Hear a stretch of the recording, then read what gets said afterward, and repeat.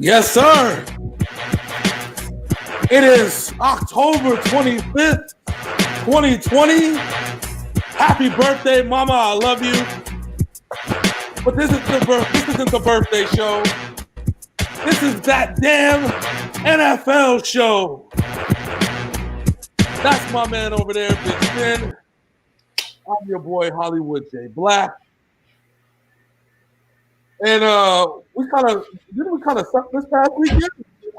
IRC, sir. Yeah, we didn't have a good week. Like I said, you went 6-7, I went 7-6. So yeah. But if this was the NFC East, we'd still make the playoffs. So no big deal. No big deal. Speaking of the NFC East, speaking of football, it is week 7. This is the week that two teams come to a head, both on weird trajectories because COVID and injuries. But we'll get to that game later. In fact, we're going to talk about that game after the Monday night game. So y'all got to sit for all that shit before we talk about the 49ers and the Patriots. That anticipation. So with that being said, let's just go ahead and give you a quick recap of Thursday. One shitty team beat another shitty team. The red zone and the end zone, Fred zone, Daniel Jones, when he tried to break a 20-yard run, which he reached a top speed of 21.9 miles per hour, faster than Lamar Jackson, and his body couldn't handle it. And he fell and tripped, and the Giants lost the game. We both picked the Eagles. Yeah. Yeah, he reached top speed, and then all of a sudden, all the check engine lights came on, traction control, stability control, high beams, low beams, fog light. The whole dash came on, sir. His shit was like when he tried to gun the Sundance on the freeway when the alternator was broken. Oh, yes. That's what happened to Danny Dimes. I mean, at least he scored a touchdown at the end, but man, you can tell he was tired after that shit because he was. Well, Patrick Mahomes tried to make him feel better. Oh, I would be tired too. Man, nobody likes your punk ass. You and your why you gotta be mad at the Mahomes boy, nigga? Not my homeboy, but Shannon Sharp's my homeboy. I don't know that nigga for matter.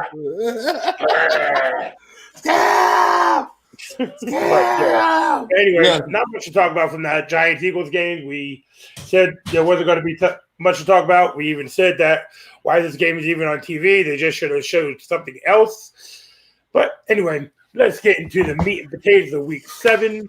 We're going to start off with an NFC South battle as the Carolina Panthers take on the Michael Thomas and Emmanuel Sanders-less New Orleans Saints. Remember the last time Drew Brees had no one to throw to? Remember that? Pepper's Farm remembers. And they got blown the F out by the damn Raiders. Not blown out, but humiliated by the Raiders. But they're at home this time. Yes, while that is true, Drew Brees is still Drew Brees. I don't know which way to take this one. I'm sitting here looking at the analysis, looking at the papers, looking at what the pros are saying. Everybody split 50-50 on this one. It's either Drew Brees has no weapons and he's too old, or Drew Brees is at home and he's going to go the fuck off. Yeah, because Carolina has had 2 very bad losses in a row now. Mm-hmm. We still do not know what this team is. I don't think Christian McCaffrey is back yet. No.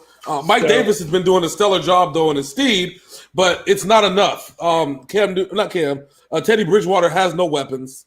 I'm glad you said that. I'm glad you said it like that. If I would have, he's racist. Black people all look alike. Hey, he's darker than Cam Newton. Okay, you can't miss Teddy Bridgewater. He doesn't have one big dreadlock that just flips you off whenever he takes his helmet off. He ain't looking like an old boy from Don't Be a Menace to South Central while drinking your juice in the hood when he takes his helmet off. I know. Okay, but it's hard to pick this one. conventional wisdom says don't touch New Orleans. As a bettor, I wouldn't even touch this game to begin with. This is one of those. No. I'd go under if anything. Yeah. I guess if I really have to, you go with who's the best quarterback, and Drew Brees at home is a hell of a quarterback. So I think he'll find a way to win. I want to hope he'll find a way to win.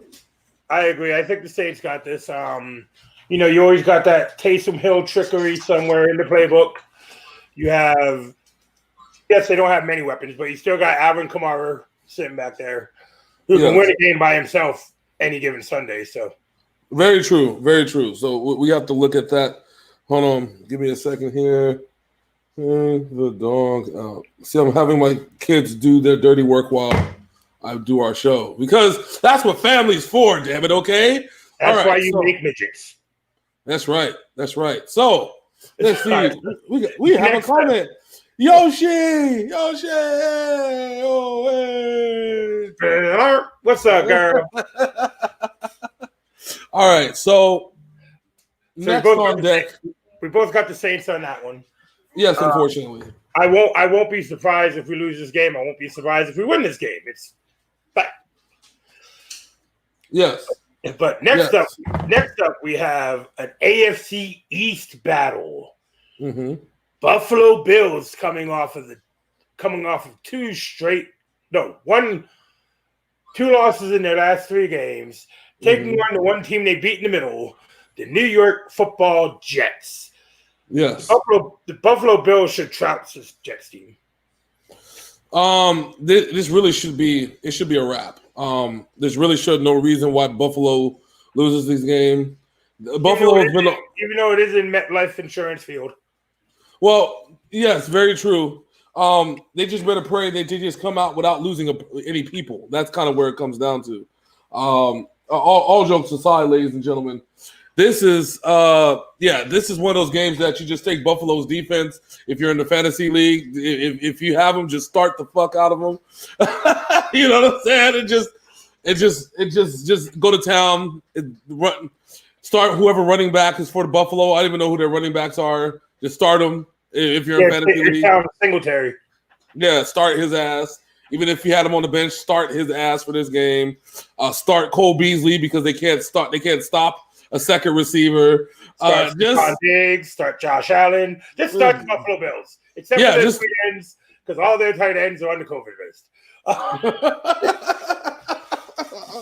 Poor guys. This is Buffalo all the way. If Buffalo loses the game because the Buffalo's lost 2 rough ones in the last 3 weeks. Yeah, they lost. They got mud stomped by Tennessee, and then they beat Kansas City. So. Yeah, so this is definitely Buffalo's game to lose. They need to win this game because then they're going to be in the same position as New England, and you never want to give Bill Belichick any room. You know what I'm saying? Never want to do that shit. It's weird because the Bills and the Patriots have yet to play this year, but they've already played the Jets twice now. Yeah, right. It's they're saving it. A strange NFL season so far. Yes, very true. All right, next up we have an AFC North battle. We have the Cleveland Football Browns. Mm-hmm. Baker Mayfield seems to always have a field day against their opponents, taking on the Cincinnati Bengals. Oh man. All right, so remember we're talking about our man Joe Burrow, who's been still impressive, even in losses. Joe Burrow has still been that dude. But he's the only one. He's the only one who's been impressive even in those losses. Yes. See, we had a flow chart. We had a Giovanni Bernard flow chart in our fantasy league on whether to start or not start him, and the majority of the situations tend to be not start because he's trash. Even though the matchup looks really, really good on paper, just don't touch Giovanni Bernard. And because of that, that's probably the reason why the Browns are going to win, because they know that Joe Burrow is going to pass it about 45 times this game. So yeah, I think the last time they played, he had like 67 passes. Yeah. The Cleveland Browns are an enigma this year. 1 week they look fantastic, 1 week they look good, but then they play a team like Pittsburgh or fucking Baltimore, and they get their assholes reamed. Well, because the conventional math and conventional wisdom says to like the Browns are good, but then the reality of the situation is the Browns aren't as good as they are. When you put them against a top tier team, this is what happens. Go ahead and talk about this real quick. I gotta grab my son real quick. Put you on solo. Give me a second. Talk about the Browns. I can't talk about the Browns. Okay, so hopefully we have a Odell Beckham Jr. sighting today because last week against Pittsburgh, he was not really there. But again, it's the Bengals. He always leaves me at these fucking moments with these shitty games to talk about.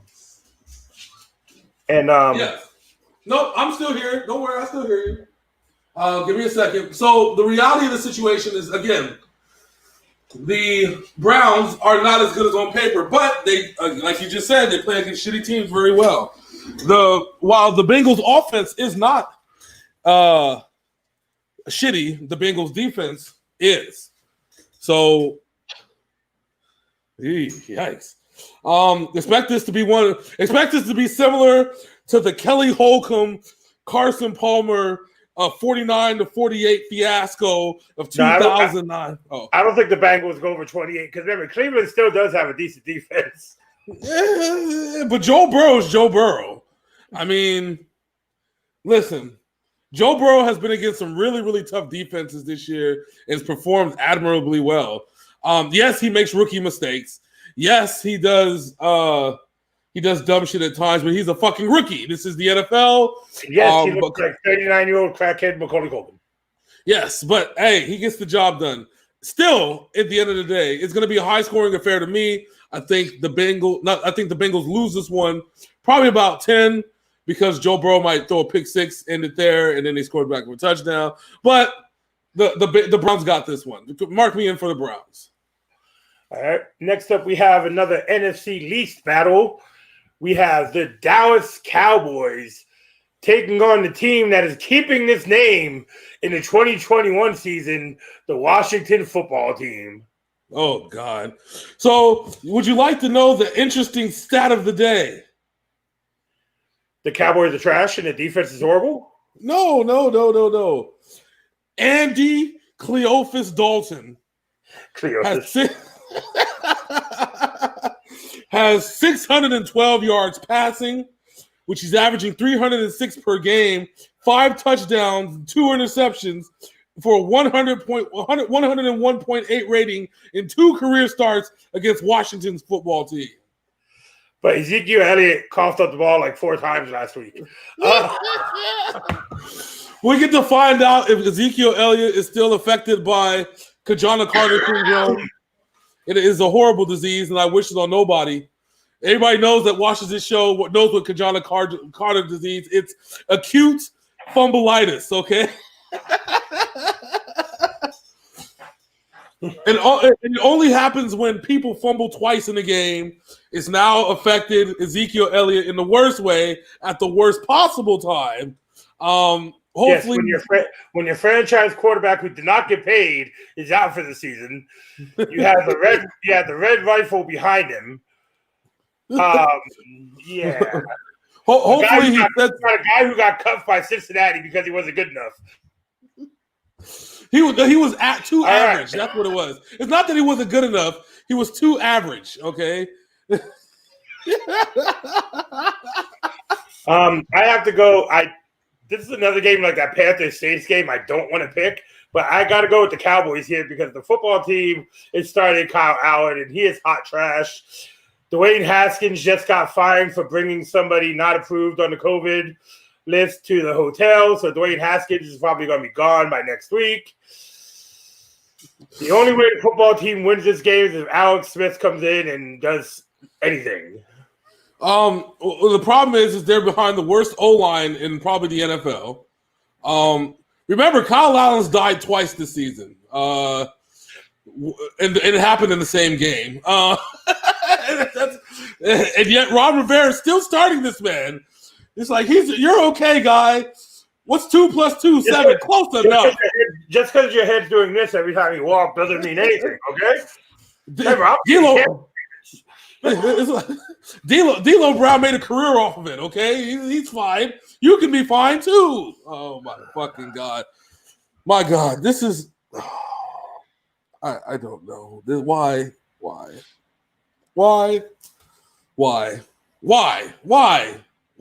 Okay, I guess because all right, so Kyle Allen's gonna die again. But he's probably gonna have a better game than most because the Cowboys have nobody in the secondary. So they have no pass rush either.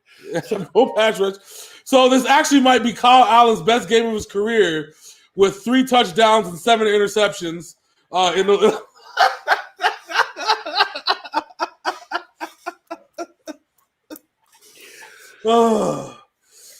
in a losing effort to the Dallas Cowboys. So book me in for the Dallas Cowboys.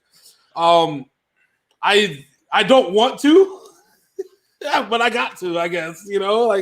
You gotta pick. It's like you gotta pick somebody. All right. Next up, we have an NFC North versus AFC South battle. We have a team that was feast or famine last week, and they famined when they finally played some competition. We have the Green Bay Packers coming off a blowout loss to the Buccaneers, taking on the now resurgent Houston Texans. So the Buccaneers did what the 49ers did in that playoff game, is run the goddamn football.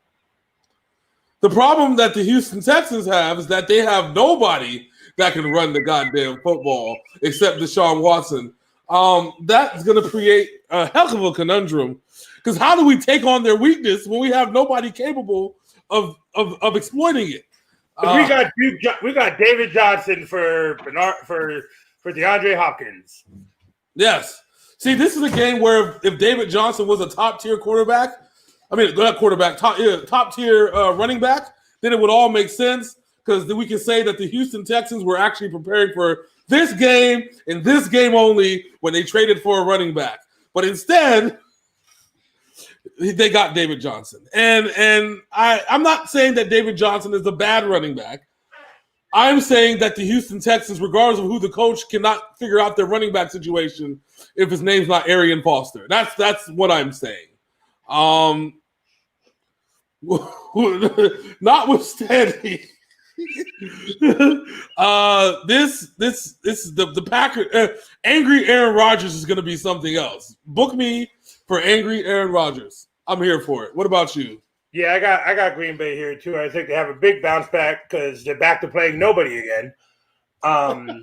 Where people were like, "Oh God, look how good the Green Bay Packers are." Yes, you have to realize they played nobody the first 5 weeks of the season. Yes. But the combined winning percentage was like 0.19 for the first 5 games.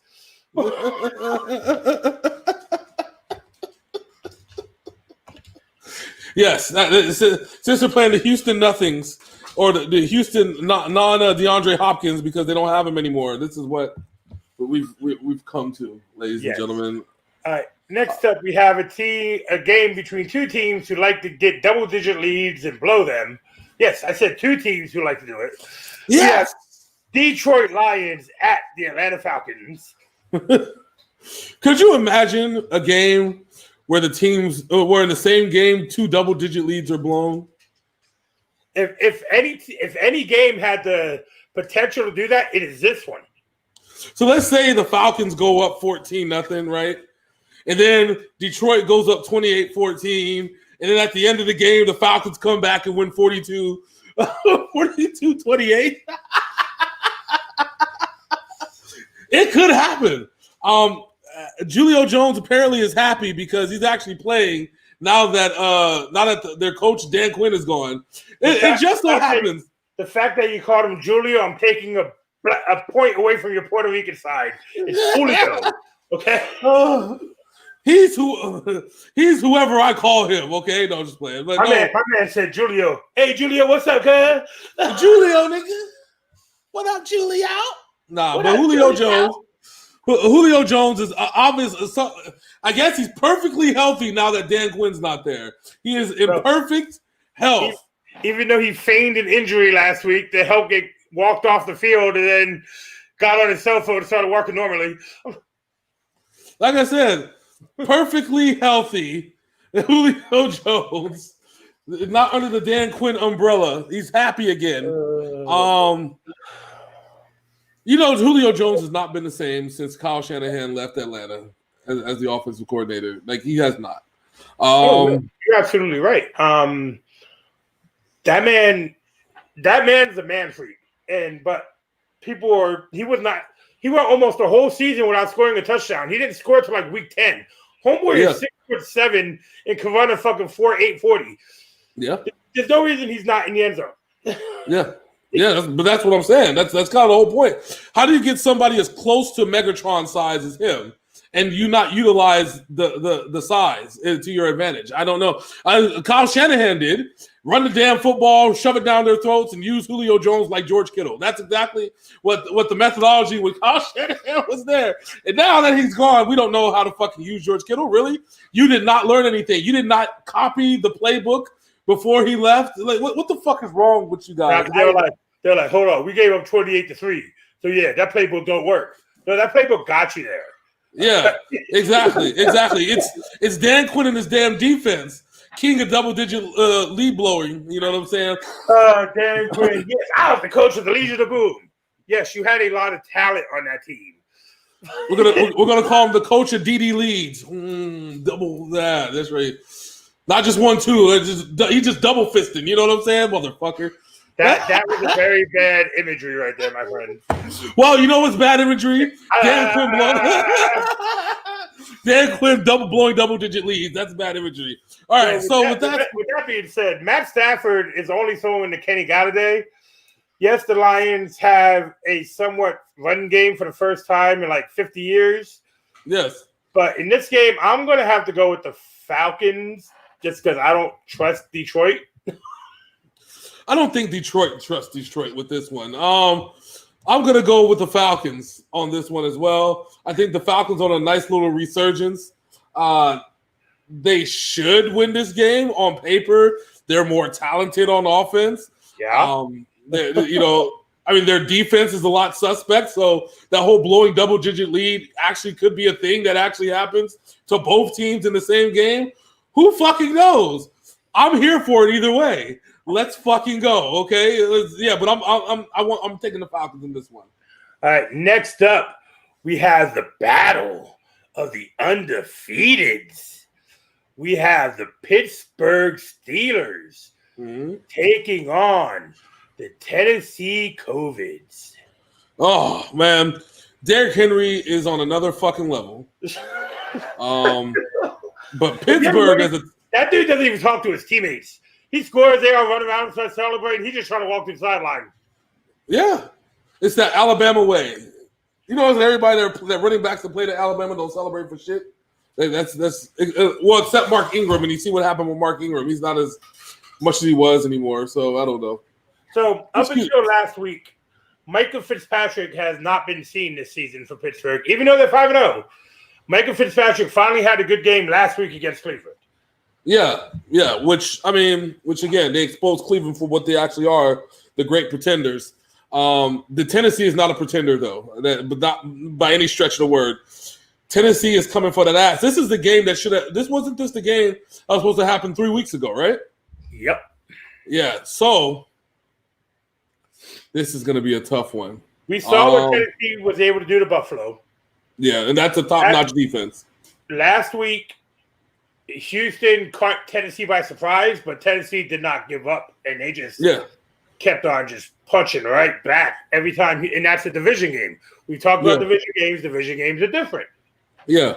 How many times and the thing is, there's only one team that I know that from a running perspective, like if you're down double digits, right? And from a running perspective, you can still run the ball and still achieve what you can do.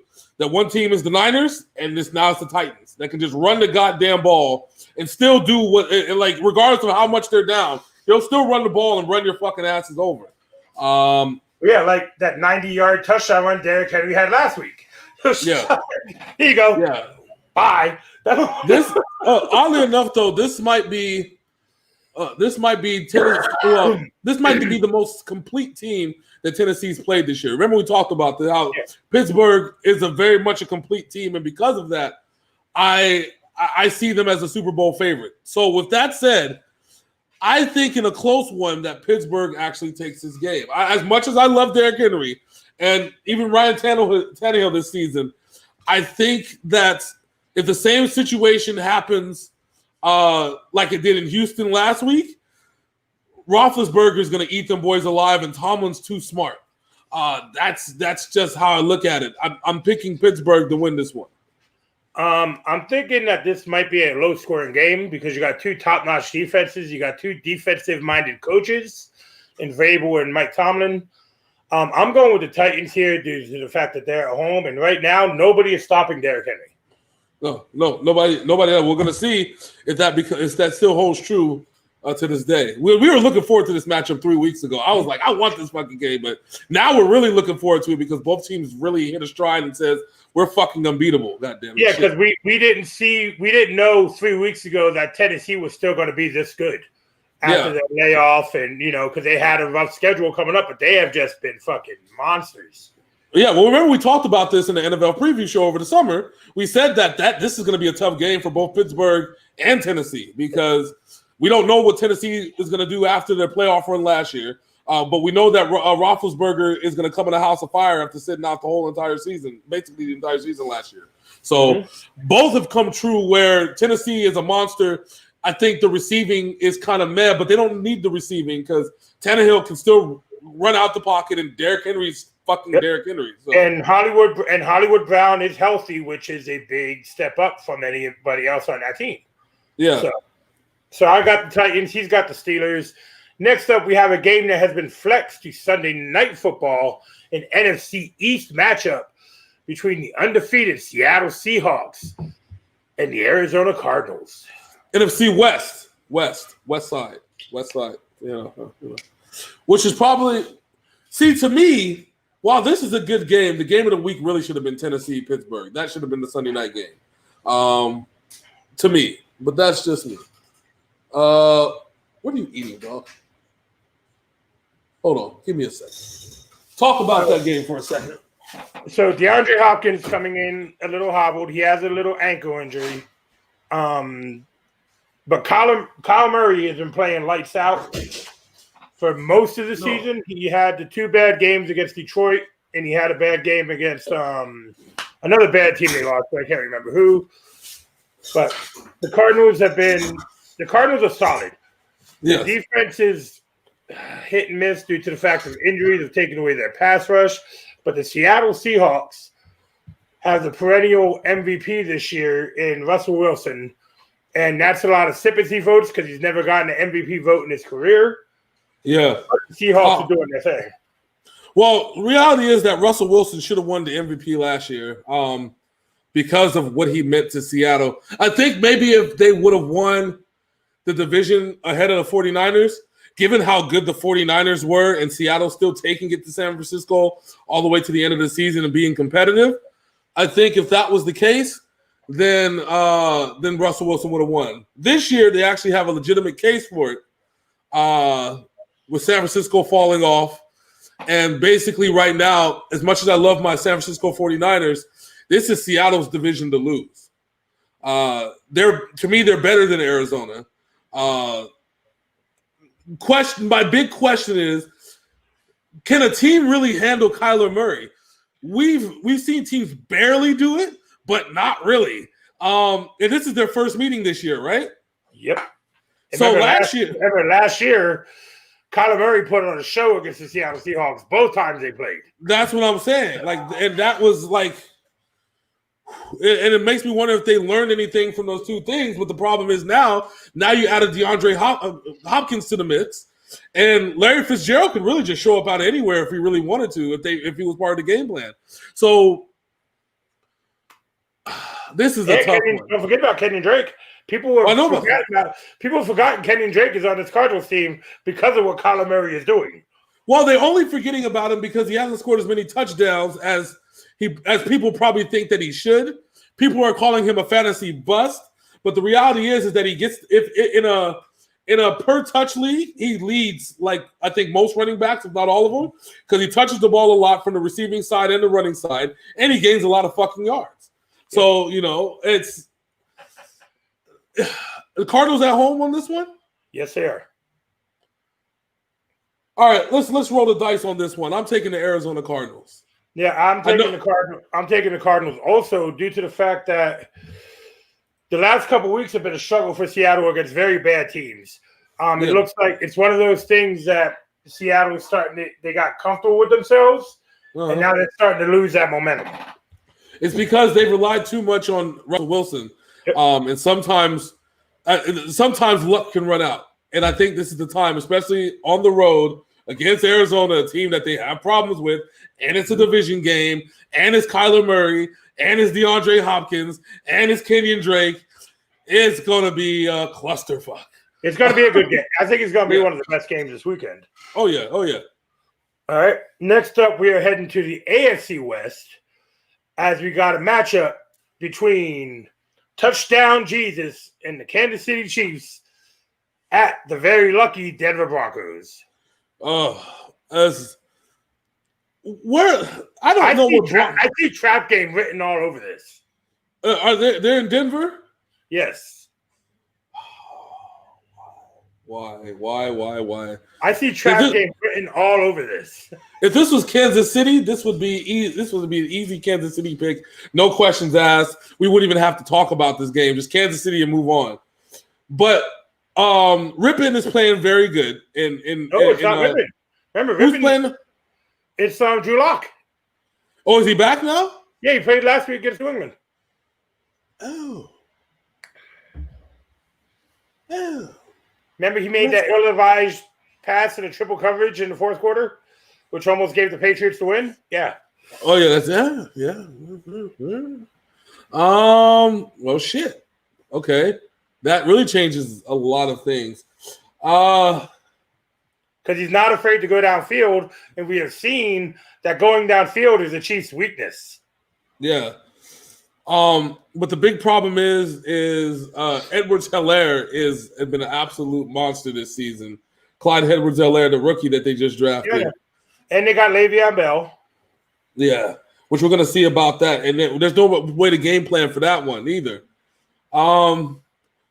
As much as the situation favors Denver, I'm still going to ride with Kansas City on this one, only because of the unknown factor of how they're going to integrate Le'Veon Bell into this crazy-ass offense that they have.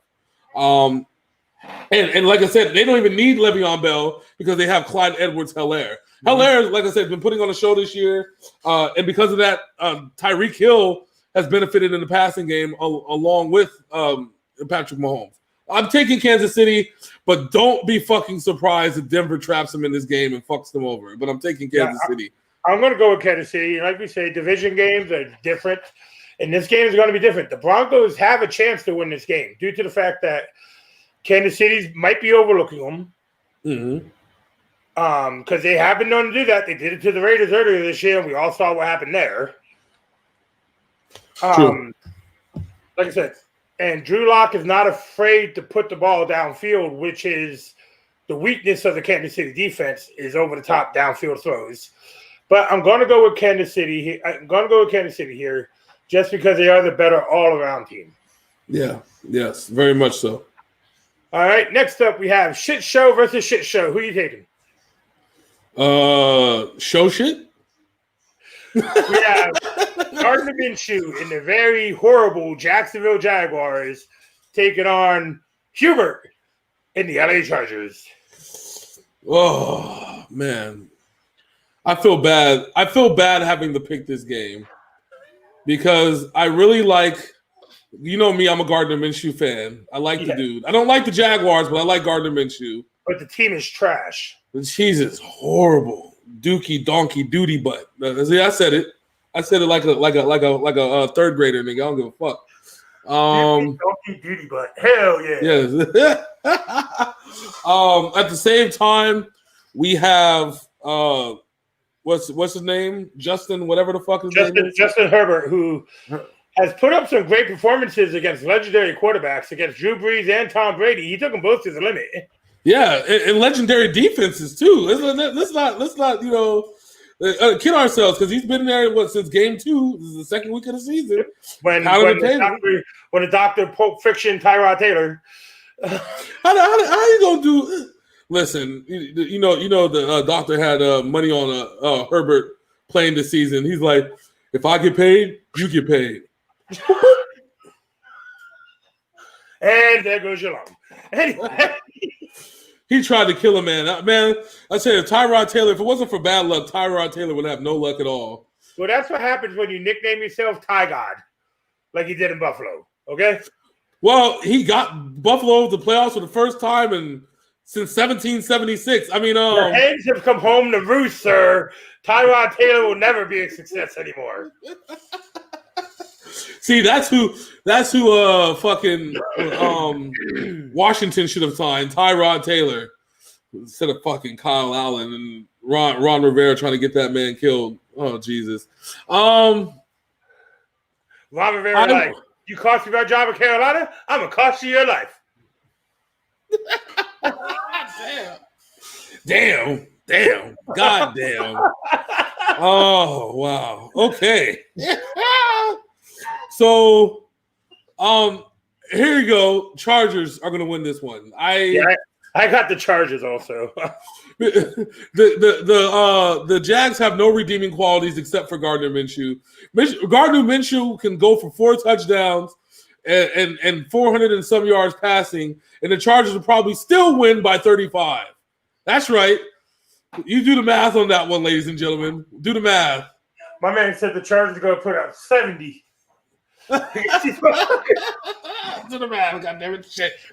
All right. So next up, we have the big news this week of Tom Brady turning into Nick Fury and forming his own Avengers in Tampa Bay. The signing of Antonio Brown, who still can't play for a couple weeks. We have the Tampa Bay Buccaneers at the Las Vegas Raiders. Oh, boy.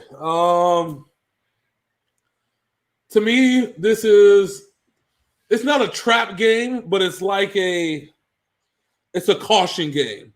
They can't take the Raiders too lightly, because if you take the Raiders too lightly, the Raiders somehow end up getting close to winning games and could possibly pull it out. I don't think that happens this year, but Bruce Arians needs to watch out because John Gruden is a crafty SOB. He'll probably love to stick it to his old team as well in Las Vegas. It's the only team that will ever win John Gruden the Super Bowl.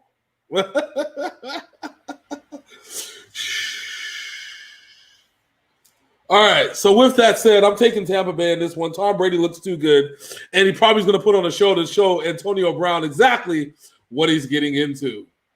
Yes, and not only that, it's a new stadium that Tom Brady has never played in.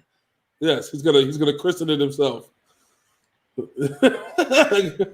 Crack the champagne bottle on it. Am I frozen? Yes, you are. God damn it! Shit! Fuck. Dropouts.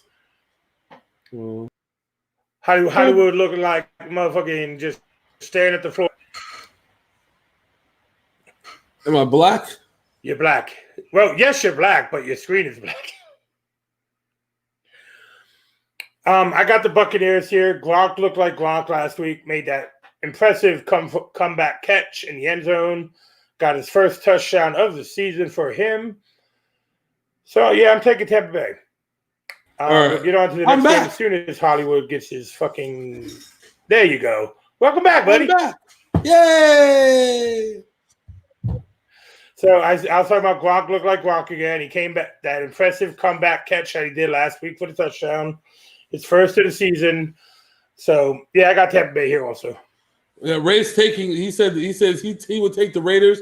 Like I said, it's not a trap game, but it's a caution game. It's the Bucs are flying high right now. They need to. They're gonna probably hunker down, but the Raiders, it's gonna be something else. It's gonna be a tough game, no doubt. But I think that Tampa Bay clears it in the end. No worries. It's gonna be another stadium added to Tom Brady's "Hi, I won here" list. You know what I'm saying? Break the record for most stadiums won in a career, probably. Who knows? He's already done that. The only team he's not beaten is the Patriots. And that's because he played there for 20 years. He should have tied. Oh. Do that count? So we got the Monday night game coming up, and then we have the war after that. So we're going to talk about the Monday night game. We have the surprising, very surprising, 5-1 Chicago Bears at the LA Rams, who got obliterated by the San Francisco 49ers last week.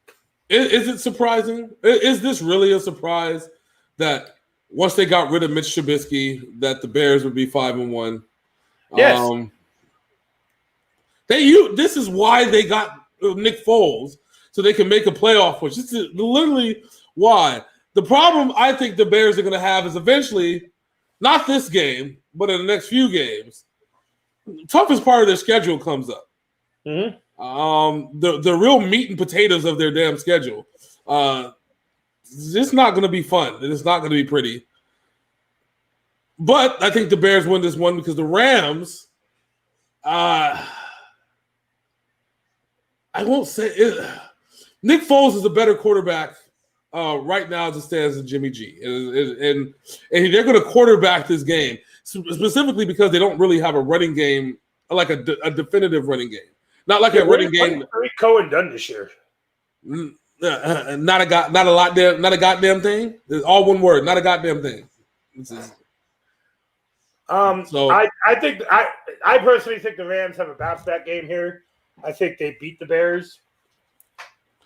Oh no! Like I said, part of it's conventional wisdom probably says, the Rams have a better defense, blah, blah, blah, blah, blah. The Rams are looking good. But I think the Rams take their schneid of the season because I need them to. And so I'm picking the Bears. You're picking with your heart again, sir, not your head. Look, that's right. That's right, damn it. Shit. All right. It is time.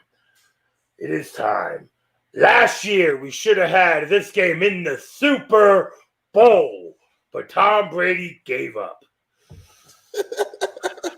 Are you saying Tom Brady took his ball and went home last year? Yeah, that's exactly what I'm saying. and then when he went home and took his whole home to Tampa Bay. Yeah, he took his retirement home to Tampa. That's what he did. Anyway, I'm not mad. We gave us 20 great years, so I'm good with that. But we have the San Francisco 49ers taking on Cam Newton. And Belichick said it felt good to return to normal this week. Cam Newton and the New England Patriots coming off a loss in a game which they only had 2 practices, and Cam only had 1 against the Denver Broncos. But everybody's healthy. We got some players back. The 49ers lost more players. The 49ers have been a walking MetLife, basically. They just had to put their best running back, Raheem Mostert, on IR. But here we got the 49ers at the New England Patriots. This is mine and James's war game. This is mine and John's war game. I'm going to be very drunk today. I don't know what's going to happen. There might be a fight at John's house. I don't know.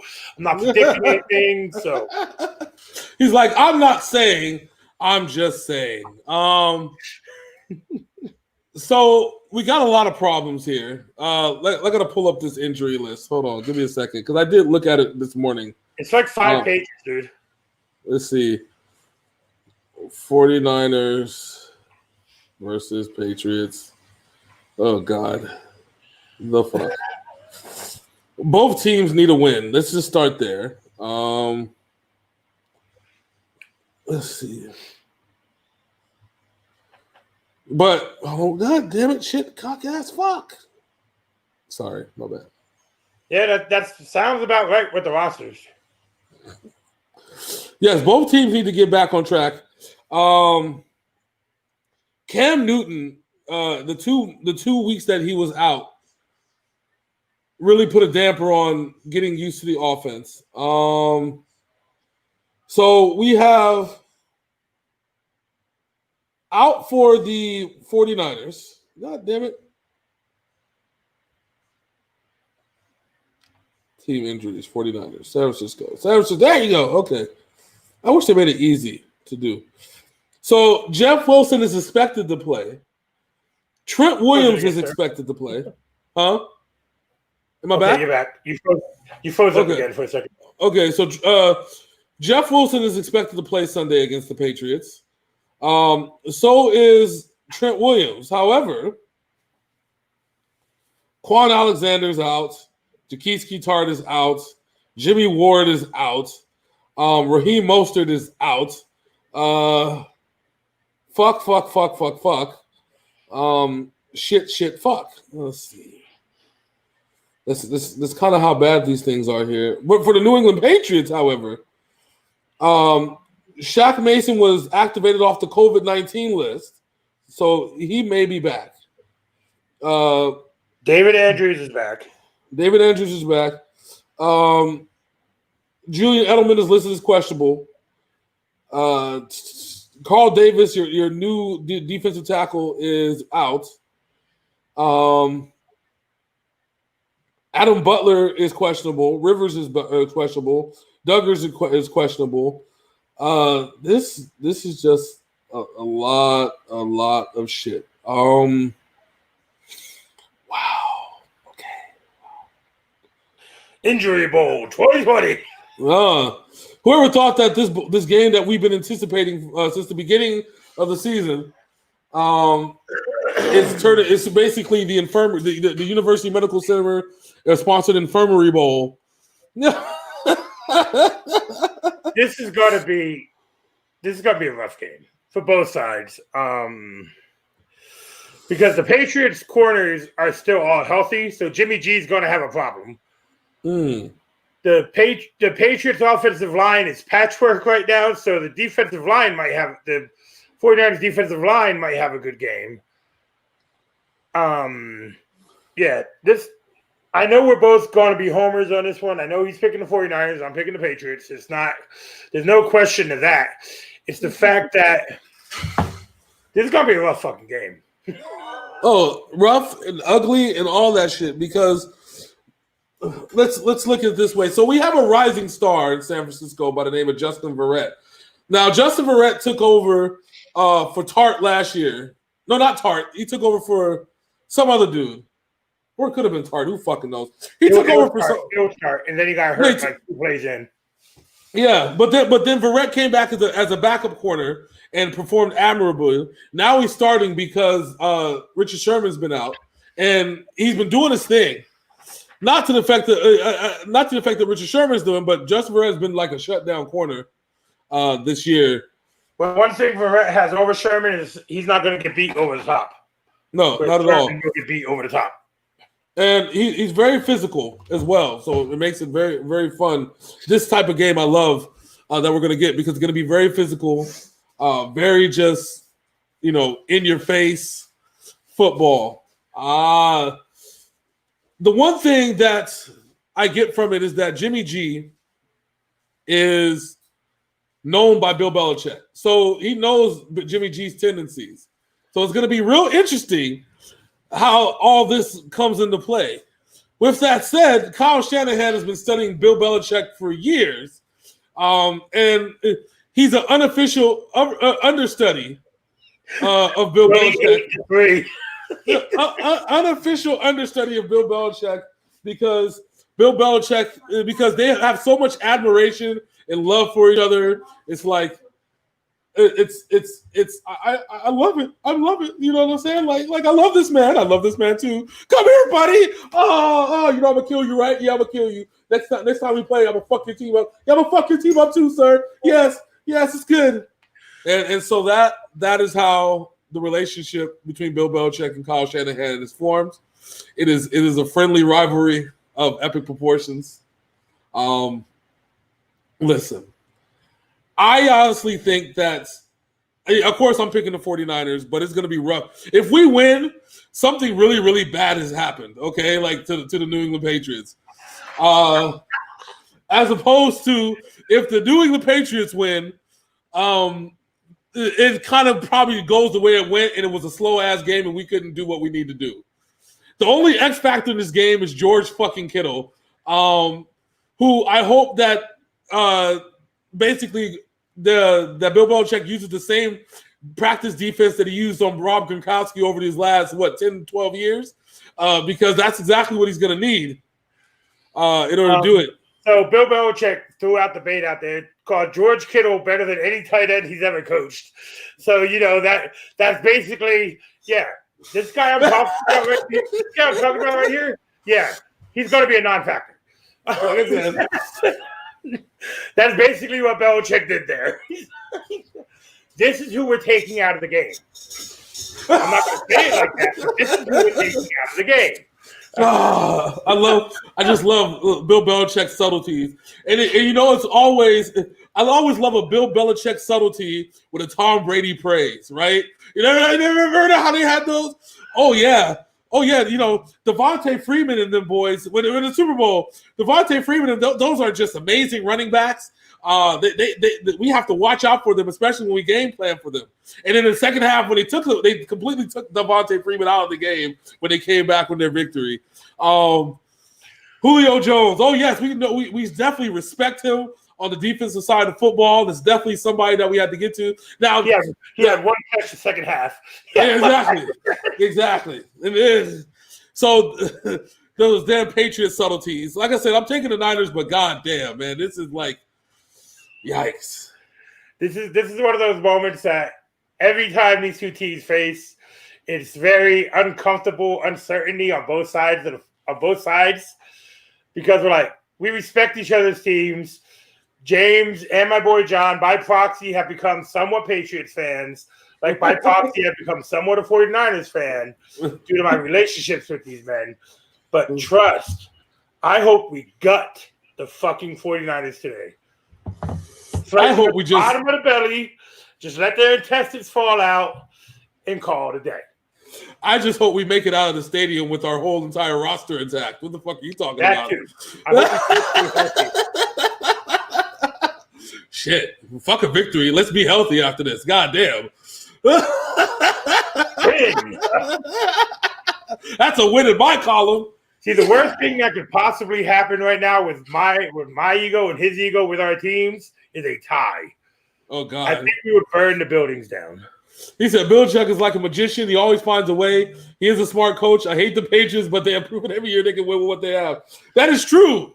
Which is why I said those little subtleties that Bill Belichick will tell you his game plan without telling you his game plan in a whole entire interview.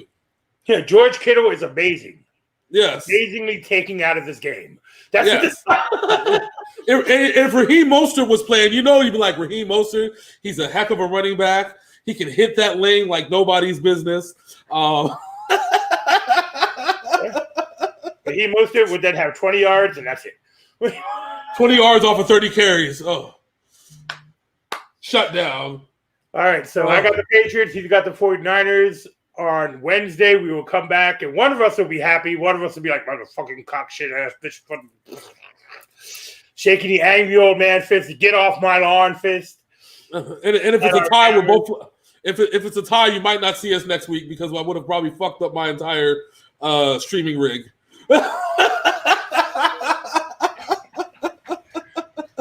But with all that being said, if you're over on YouTube, please like, comment, and subscribe. Hit that bell so you know when we are live or when we drop our reaction videos. We have a special reaction coming out today at 1 p.m. Yes. If you're over on Facebook, Sinful Black Sports, we fucking love you guys. You guys always come through for us. We fucking love y'all.